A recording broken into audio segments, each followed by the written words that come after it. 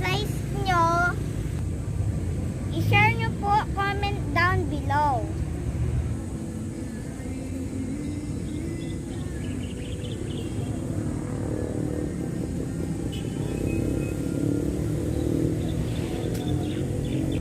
Kung meron po kayong bike, dahan-dahan lang po kayo guys. Magsuot po kayo ng safety gear, kagaya pong itong helmet, itong knee pads po. Para po safety ang inyong pagbabike. Hello guys, ito na po, hanggang dito na lang po.